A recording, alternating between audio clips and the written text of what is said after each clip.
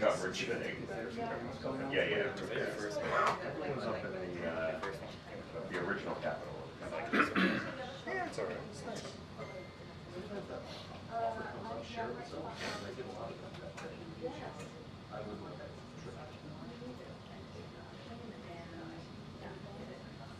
The thing is that it's fuzz now. I don't know what it doesn't work.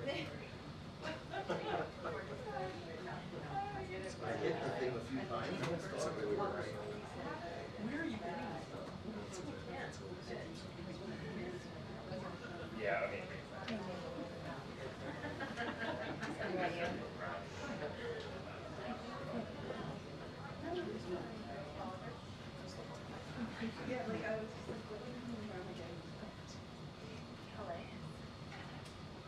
Where's Matt? Okay, no. There we go. That's it. All right, good afternoon, everyone. Hi. Hi, Ouija. All right, I just have one thing at the top and then we'll get started. So today we are praying for the people of Florida and others along the southeast coast who are being impacted by Tropical Storm Debbie, including those who have tragically lost their lives. The president continues to receive updates from his team on the impacts of the storm and federal efforts to support the state and local response. The Biden-Harris administration has been in close touch with officials from affected states, and FEMA has deployed staff to the region to support as needed. FEMA has also deployed multiple incident management assistance teams, urban search and rescue teams, as well as water and meals. Additionally, personnel from DoD, HHS, U.S. Army Corps of Engineers, and U.S. Coast Guard have deployed and are prepared to support as needed. The president has approved emergency declaration requests from the governors of Florida, South Carolina, and Georgia, which will unlock additional federal resources. This storm isn't over yet, so we urge everyone in its path to remain vigilant, heed the warnings of local officials, and visit ready.gov, again, ready.gov, for tips on how to stay safe. Darlene, good to see you. Good to see you too. Thank you. All right. Did the president get the news about walls before news organizations started reporting on it or after?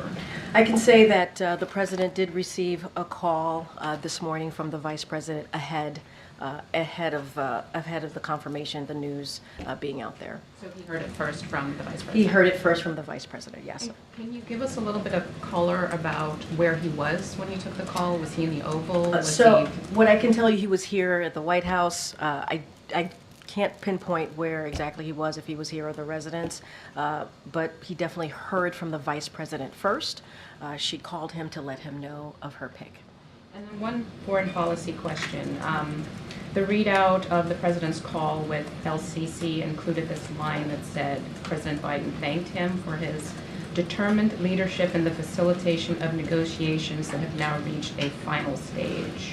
I was a little surprised by the reference to final stage. Can you elaborate on that a little bit? So look, I'm not going to go beyond what the president stated. We have been very clear that it is important that the ceasefire deal, the hostage deal gets done. It has been a priority for this president for some time now. His team, you heard from National Security Advisor Jake Sullivan last Thursday, where he spoke about this. This has been a priority. You've heard from the president directly. He wants to get this done. He wants the war to end. He wants hostages to come home and to go home to their loved ones and families. And so we believe that this war, the end of this war, would significantly lower tensions in the region. And so we have been certainly laser focused on getting that done. I don't have anything beyond the readout that you received from us moments ago. And then quickly, is there any reaction to the announcement a short time ago by Hamas that they've chosen Sinwar as their new leader? Don't have anything to say at this point. Thank you, Karine. Did President Biden have a favorite contender in the beefsteaks, and did he express that to the Vice President? So here's what I'll say, and I want to point you to the president's statement, right, that he put out not too long after the Vice President made her announcement. Going to be really mindful. We're going to follow the law here and can't comment on 2024, but just to say, like, what he did mention, he has known Governor Walz for 2 decades and worked with him when they both served in Congress, and then during the Biden-Harris administration in his capacity as governor of Minnesota. President Biden respects Governor Walz as a strong, principled, effective leader who fights for working people, someone who has never forgotten where he came from growing up on a Midwestern farm. President Biden respects Governor Walz's life of service, serving in the Army National Guard for 24 years and becoming the highest ranking enlisted soldier to serve in Congress, serving his community as a teacher, as a high school football coach, and serving as governor where Governor Walz lowered the cost of insulin to $35, has fought to protect women's fundamental rights, ended junk fees, and cut taxes for middle-class families. The president is grateful that they have been able to work together to get those important priorities done for more, obviously, for the American people more broadly. Look, if you're asking me if the vice president sought the president's advice, she did. And we have said this before, and I've said this many times, they are a strong team together. She's a critical partner to this president. She has been for the past 3.5 years, and they have discussions regularly of both domestic and international importance. And this situation is no different. And so he did offer up his advice, and I'll leave it there. Okay. Turning to the economy in light of the July jobs report, Claudia Sam said that she doesn't think that the country is in a recession right now, but we're getting uncomfortably close to that situation. Does the president, his team, agree with that, and what are they doing to prevent that from So happening? here's what I'll say, and just a couple of things at the top here. While we've seen some volatility, we admit that, we have seen that, our broader economy remains resilient. And we see that because of the data, obviously, that's been coming out over the past, not just couple of months, but the past couple of years. And what we've seen recently is consumers remain resilient and business investment remains strong. Unemployment, while up from 50-year lows, is still low at 4.3%. And that's important. You think about inflation, it's down by 2.5%, and the stock market is more than 35% under this administration. Is up more, pardon me, than 35% under this administration. And so what we're going to focus on, we're going to focus on the middle class, we're going to focus on working families, we're going to focus on continuing to lower costs, whether it's prescription drugs, building homes that are affordable for folks, and taking on price gouging. It's very different than what the other side, Republicans, want to do. They want to give tax breaks to billionaires, corporations. That's what we continue to see them talk about, wanting to do. And let's not forget, they want to make sure that cut Social Security and Medicare. That is what they've been saying that they're going to do. We are going to, the economic team is going to continue to monitor the situation, but we believe that the economy remains resilient, and that's what's going to be our focus. Thank you. Hey, Karine, thank you. In the last hour, the Justice Department announced that a Pakistani man with ties to Iran was arrested for a plot to kill former President Trump. This plot was foiled. We're not even a month from the assassination attempt in Pennsylvania. What is the administration's reaction to this? I mean, another assassination attempt. on a So preliminary? I'll say this, so we are aware of the indictment that you're mentioning by the DOJ today. Going to be really mindful. I will refer you to DOJ as it's an ongoing law enforcement investigation.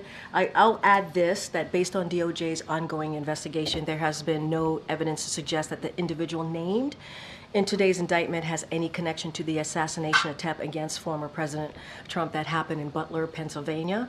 But anything else, that is something that I would have to But the refer White to House Department will of Justice. condemn what happened. I mean, this alleged plot.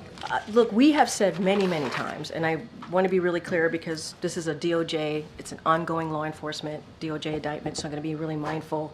But we have said many times that we have been tracking Iranian threats against former politicians. We've been very clear about that.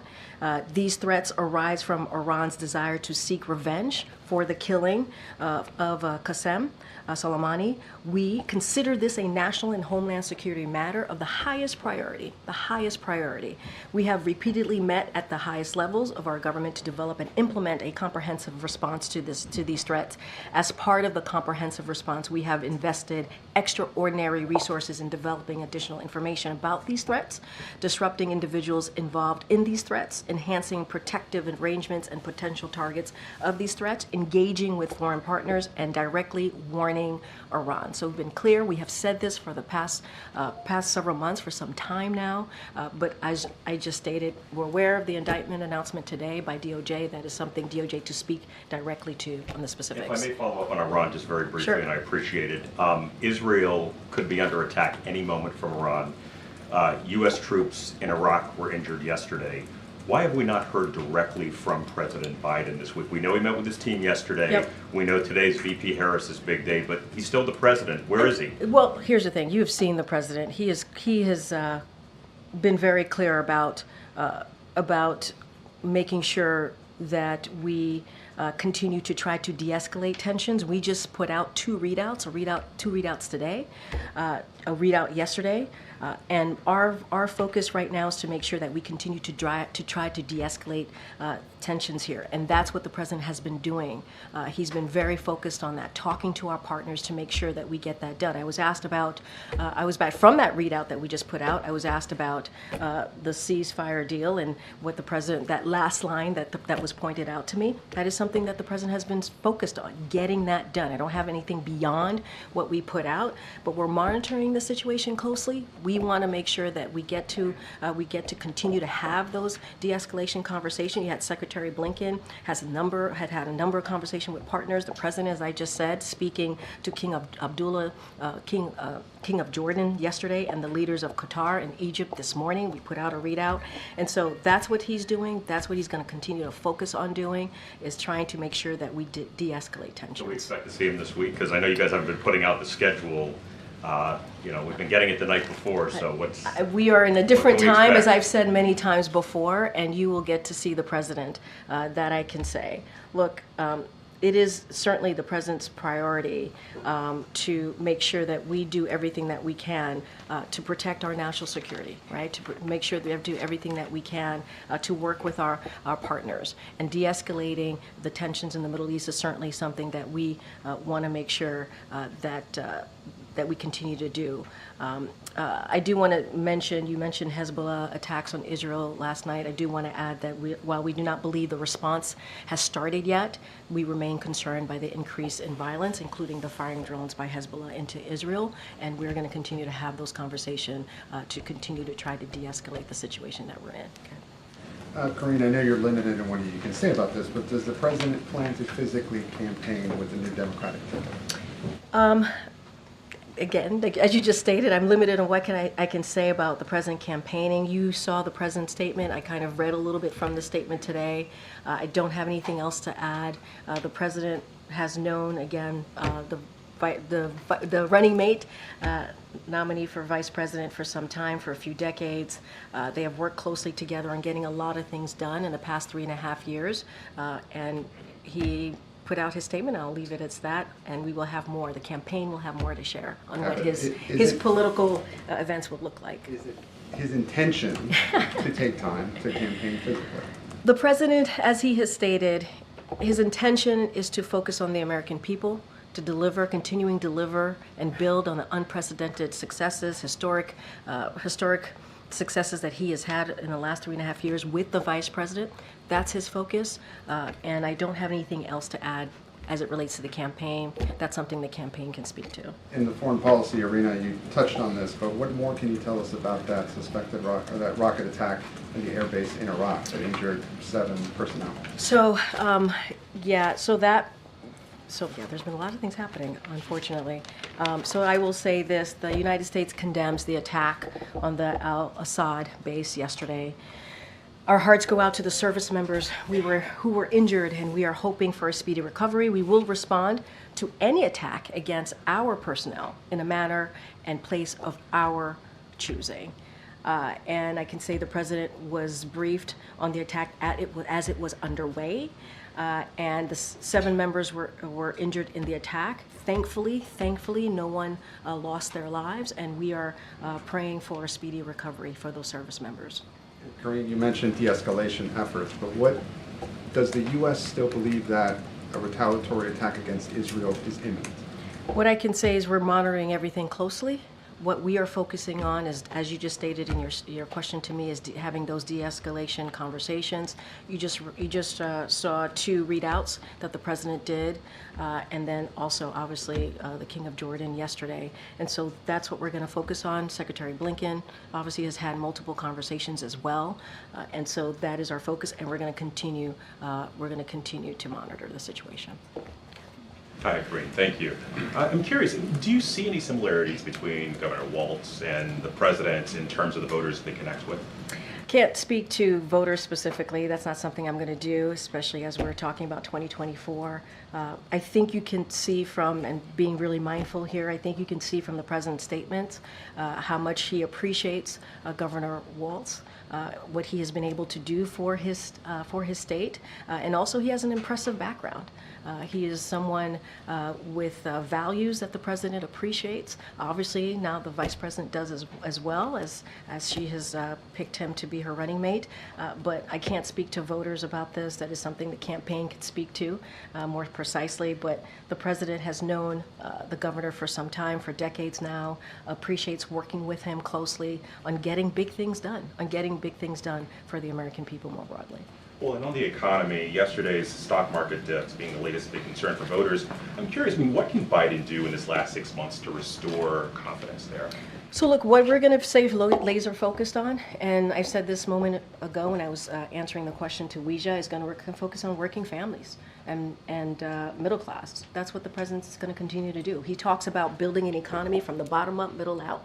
That's what he's going to focus on. He talks about making sure that we're lowering costs and continuing to do that, whether it's prescription drugs. Let's not forget, because of this president, now we are able to beat Big Pharma. Medicare is able to negotiate. We want to make sure that we build more homes, affordable homes for Americans, lower costs. That is something that he wants to continue to do. And I think because of the successes that we've had in the economy in doing just that, that's what the American people want to see. More broadly, I would say the economy remains resilient, and that's going to be our focus right now. Is going to be the American people. I just want to pick up on the economy question. So I think one of the concerns is not so much about the stock market reaction specifically, but that it reveals deeper concerns about the level of deficits and other sort of potential vulnerabilities. Are you, I know you're monitoring what's happening, but what can you say about the sort of the stability of the global economic system and whether yesterday's rout kind of sends troubling signals about how stable it is? So look, as you just stated as well in your statement, our economic team is going to continue to monitor, right, what's happening both here and around the world. That's something that they're going to do. We believe the U.S. economy remains resilient, and with strong growth, investment, consumption, and productivity. And so that is certainly our focus. And we're going to continue to keep an eye on what's happening. That's what the economic team is going to continue to do. again, we believe the economy remains resilient. There's data that proves that, whether it's unemployment, whether it's inflation down by 2.5%, whether it's consumers that remain, remain resilient. All of those data points are important. And so we're going to focus on the middle class, the American people, working people, and seeing what else we can do to lower costs. That is what they care about. And that's going to continue to be our focus for the next 5 months. A number of economists have called for emergency rate cuts. I realize that Fed rate is independent, but to what extent are you sort of accelerating conversations? Has the president had any conversations recently with Jay Powell or other economists or his own advisors about the economy? Did he get fully briefed yesterday about what was happening? So I can say the president and the vice president have been fully briefed by their economic team. That's something that they are regularly updated, and as I said, the economic team is going to continue to monitor this very closely. As it relates to the Fed, they are independent. The president has always been very serious about that. Unlike the last administration, the Fed is independent. We do not get involved in any monetary policy decisions that they make. They make that independently. What we're focused on is how do we continue to build on the economy, build on the successes that we've been able to do the last 3.5 years. And we understand what the president inherited when he walked in was an economy that was in a downturn. He had to turn that around. And that's what the president was able to do. But we also understand that the American people still want to see more. They want to see lower costs, right? They still are feeling this, feeling what we saw once in a century pandemic that the president had to deal with. So that's why our focus is going to be just that. The working class, the middle class, what else can we do to lower those costs, as we have been doing for the past 3.5 years. Thank you, Karine. On the Middle East, all of the readouts on the president's discussions with various leaders have said that the goal is to de-escalate tensions. Are there any signs that diplomacy is having its intended effect? So look, we're going to continue to have those conversations. That's going to be really important.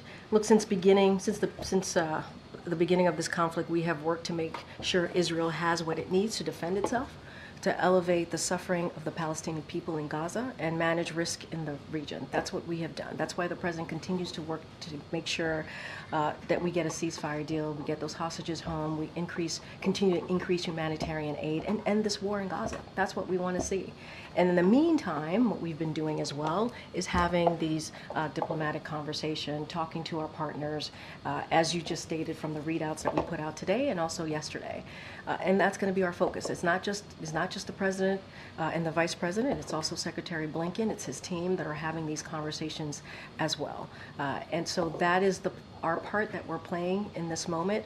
We're going to continue to monitor the situation very, very closely. But these diplomatic conversations, these de-escalation, trying to de-escalate tensions is important as well. The calls with the King of Jordan, the Lebanese government, the Qataris, the Egyptians, the G7, what do you see as the result of those conversations? I mean, look, we have seen under this president what happens when you have diplomacy, when you talk to your partners and allies. This is a president that has been able to get things done, whether it's lowering tensions or whether it's actually getting things done on behalf of our national security, making sure the American people are kept safe, or what needs to happen in a region, right? And in this particular instance, de-escalating tension in a particular region, which is the Middle East. And so the conversations happen. We have to continue. We have to continue to have these conversations. The president's going to do that, as you have seen in the last 2 days and beyond, not just the last 2 days. And so that is our focus here today. And on the selection of Governor Walz, the Democratic Party once again is rallying around Vice President Harris just today on the selection of her running mate. It was just 16 days ago that the president withdrew from the race himself. Has that unity and that enthusiasm surprised him at all? Look, what I will say is this. The president, and we've said this already, the president made his decision because he knew what needed to be done. He said that in his letter. He said that in the Oval Office address. He talked about passing the baton.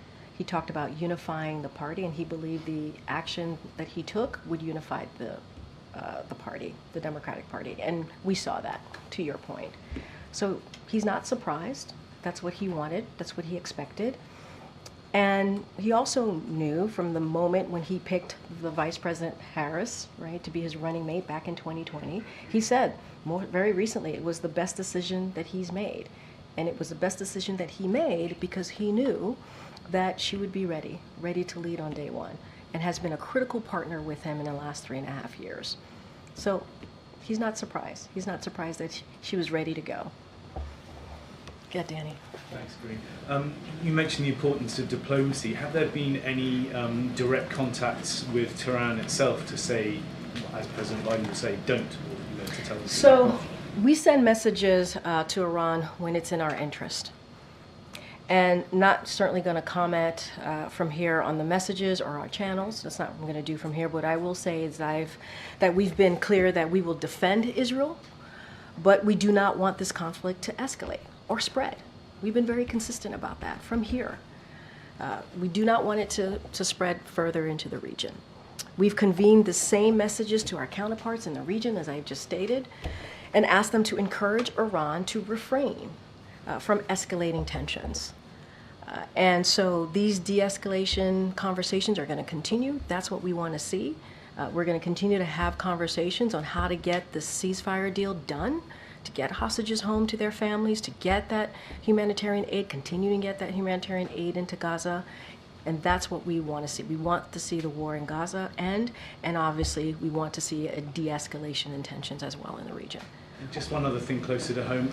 Can we expect any kind of press conference from the Vice President at any time soon? Oh, that's for her team to speak to. I can't speak to that from here. Go ahead. Thanks, Karine. Just wanted to see, so on the ceasefire, what is President Biden's current timeline? It's now, almost middle of August. Does he think he can get this done by the end of his term, or what is the timeline he is tracking? It's critical. It's a priority to get this done, and we want to get it done as soon as possible. That's what we've been working on. His team has been working on this 24/7. It is critical. It is important to get the ceasefire done, to bring hostages home, to get that humanitarian aid in to Gaza, continuing to increase that humanitarian aid. He wants to see the ceasefire deal done. And does he think it will be done before the election? I don't have a timeline for you. This is not about politics here. This is not about the election. This is about the right thing to do. And that's what we want to see get done. Just on the economy, has President Biden, has he met with any bank CEOs or have any plans to, meet with, I don't know, maybe? Don't have any meetings to read out to you at this time.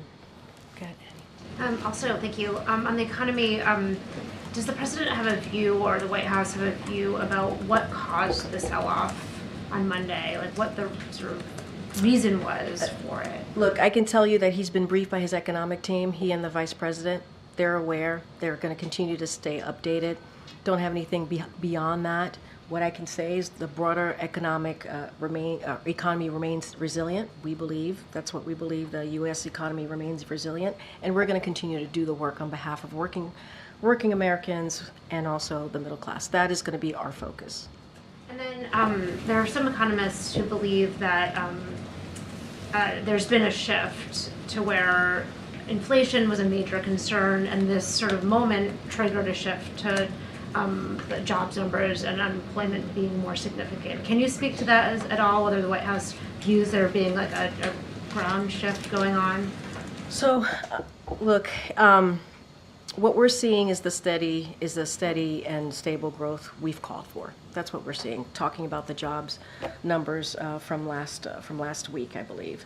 And look, this is a president that took on an economy that was in a downfall, right? Because of the pandemic, we saw businesses closing, schools closing, and he had to come in and do what you've seen him do this past 3.5 years, turn the economy around, restart the economy.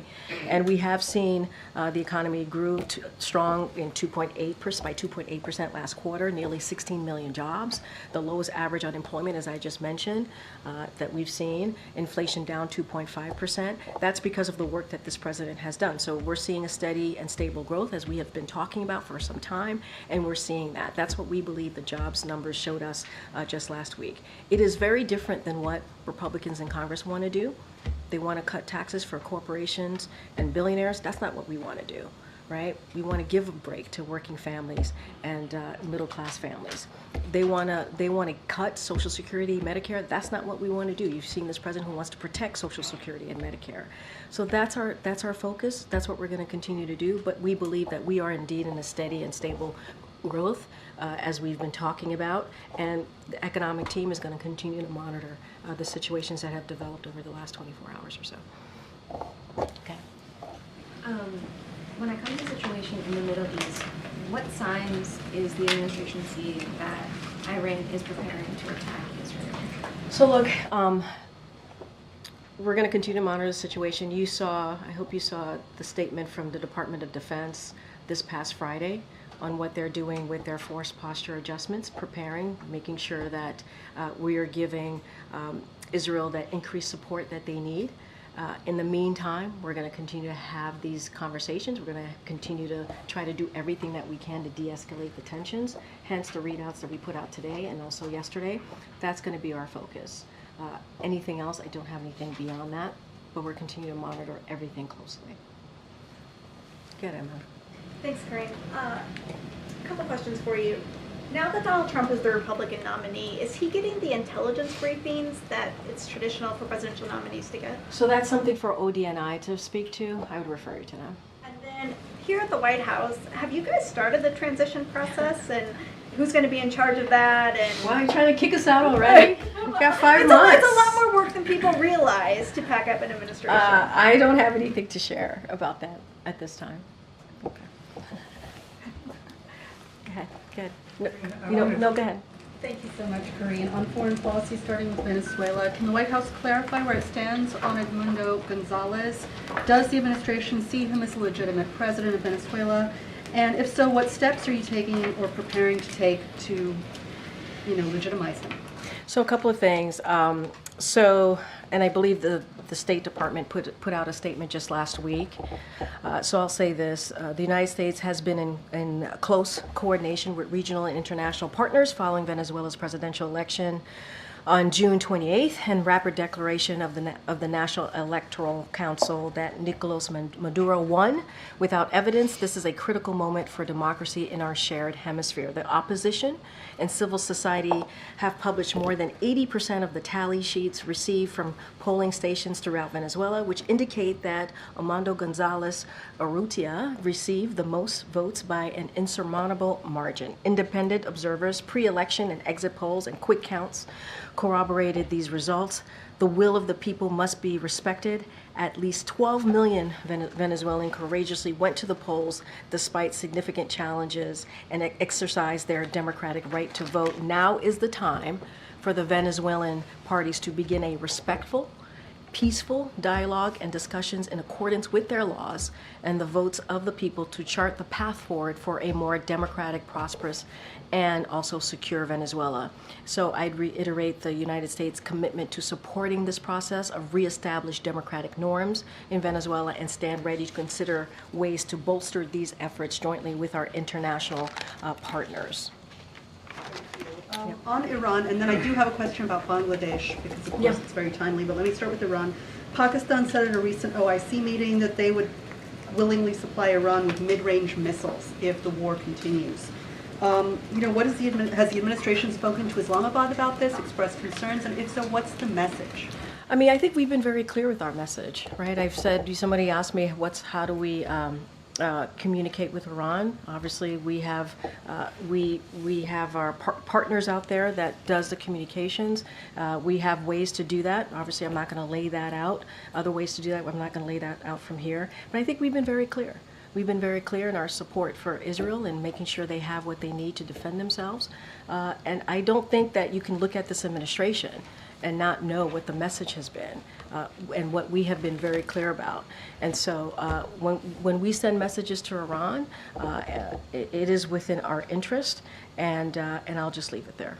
Okay, then quickly on Bangladesh, concerning events in Dhaka, has the White House reached out to parties in Dhaka, and what would you like to see happen next? So we're monitoring the situation in Bangladesh very closely. We have long called for respective democratic rights in Bangladesh, and we urge that the interim government formation be democratic and inclusive. We commend the army for the restraint they have showed. We encourage all parties to refrain from further violence and restore peace as quickly as possible. We express our deep concern and sadness about the reports of casualties and injuries over the weekend and past weeks, and we share our deepest condolences with those who lost loved ones and those who are suffering. It will be vital for the new government to carefully and credibly investigate all attacks and provide accountability and justice for victims. Go ahead, Garen. Today is the 59th anniversary of the Voting Rights Act. And data from the Brennan Center for Justice shows that since the Supreme Court struck down Section 5 of the VRA, voter turnout gaps between black and brown voters and white voters has continued to grow. Given President Biden's executive order on expanding access to voter registration, is there any update the White House can provide to that? And does the president see the issue of voting rights as a top priority? Does he believe that he can have some renewed efforts to get those bills passed in Congress? So look, as you know, today is the anniversary of 1965 voting rights. I believe the vice president put out called for a day of action today. So that's important to highlight the need, as you just stated, of federal legislation and to also to encourage all eligible Americans to exercise their right to vote. I think that is something that not just obviously the vice president and the president have spoken to since almost day one of their administration, when the president signed an executive order to do everything that we can from the federal level to make sure that voting is more accessible, more easily accessible to Americans across the country. And that is something that the president understands and continues to do everything that we can to make that happen. The John Lewis Voting Rights Advancement Act and the Freedom to Vote Act, that is something that we want to see get done. We have to see legislation. In order to deal with this issue, we have to see legislation. And so we're going to continue to call on that. Congress has to do everything that they can to protect our freedom to vote. And so it is part of our democracy. And so in the meantime, we're working to ensure that every eligible American can exercise their right to vote and have their vote counted. And I can assure you that is something both the president and the vice president are committed to. And you saw that because of him signing the EO very early on in his administration, I believe on day one of his administration. Another question. Yeah. As the vice president begins her battleground state travels this week, many black and brown Americans are still looking to learn more about the vice president, particularly her work here at the White House. And given that, can you speak to the role the vice president had played in advising or crafting some of this administration's signature equity policies, whether that be Justice 40 investments in infrastructure and climate, or investments in black businesses, et cetera? I mean, look, they're partners. The president and the vice president have been critical partners. They are. They're partners in everything that has been done come out of this administration, the Biden-Harris administration. And you just mentioned a few things, right? You think about the CHIPS and Science Acts, the bipartisan infrastructure legislation, the PACT Act, all of these important critical legislation, the American Rescue Plan, Inflation Reduction Act. Those are legislation that she was very involved in. And at the center of those historical piece of legislation, you had equity. Equity was always at the center of that, making sure no community is left behind. And so she's been at the table. She has been giving voice to these critical decisions that they both made together. And they recognize that advancing equity is a generational commitment. That requires sustained federal leadership. That requires to make sure that we partner with our communities as well. And so this is something that we are going to continue to do. We talk about the next 5 months. Obviously, this is something that this president and the Biden-Harris administration wants to continue to do and uphold. I mentioned today how the vice president called today a day of action because it is an anniversary of 1965 Voting Rights Act. And so we are acutely aware. We are acutely aware of what's going on. And that's why the president on day one signed that executive action. Thanks, Karine. A couple of questions on disparate topics. One of the president's aspirations for the remainder of his term is Supreme Court reform or restructuring, however you want to term it. At the weekend, Justice Gorsuch said in a TV interview quote, I just say, be careful. Does the White House have any response either to the implication of that lack No. of carefulness? Or No, any I'm not comment? going to comment to the justice. The president made himself very clear. Over a week ago, he went to Austin, Texas, went to LBJ Library, gave a very, I believe, important speech. He believes an important speech on reform and for SCOTUS, right? Supreme Court reform. It is important. He laid out 3 ways to get to that point. A lot of that, obviously, those 3 ways that he laid out is supported. Many of that is supported by conservatives, experts on this. And look, the president believes that nobody's above the law. Nobody's above the law. The highest court of the land should not be above the law. And he wants to work with Congress on making that happen. He laid that out very, very clearly. I'm not going to respond to the justice. Just a very different Sure. topic, Karine. We're just a day or 2 away from the 1-year anniversary of the wildfires that affected Maui and specifically Lahaina so seriously. As far as I know, there are a number of people still struggling with long-term housing needs and so forth. Yeah. What's the federal government doing about that? So we want to take a moment to remember the 102 individuals whose lives were lost and thousands of survivors whose lives were changed, forever changed, because of what happened almost a year ago. In April, the temporary elementary school opened for the hundreds of students displaced by the fires, providing the students with the assurance they would have a school to return to by the end of the summer. FEMA continues to work closely with state officials. That is something, obviously, FEMA is committed to, and relocate survivors from hotel. This is a long-term process. We understood that it would not take, this would not take weeks or months. This is going to take some time. But FEMA continues to work on this. You have the U.S. Army Corps of Engineers continues to make significant progress. The president made clear when he visited Maui that this administration will continue to do everything that it can to make sure that people get back on its feet. It's a long process, but we're still there. I just mentioned the U.S. Army Corps, I just mentioned FEMA, and we're going to continue to do everything that we can to get folks back on their feet, but also do not want to forget the lives that were lost. If we were to see the president this week and he were to discuss what's happening on Wall Street, is there a direct message he could say to investors to prevent a future sell-off like the one we saw earlier? Look, I'm not going to speak to that directly. What I'm going to speak to is the economy as we see it right now, as we view it. It is resilient. That is what's important. I've laid out the data points of why we believe this economy continues to be resilient. We are going to focus on what matters to the American people also, which is make sure that we lower costs for them. That's going to be our focus. Our economic team, they're going to monitor everything closely. They're going to update the president and the vice president. And that's what we're going to focus on. Okay.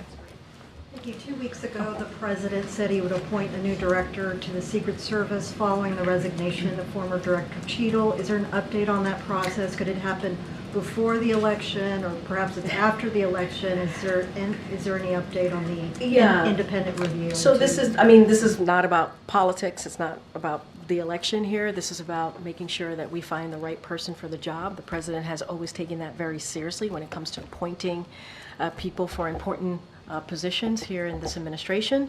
I don't have a timeline update for you at this time, but the president is thinking through this, wants to make sure that we have the right person for the job, and once we have an announcement, obviously, we will share that with all of you. Okay. Update on the independent review into the Trump assassination attempt?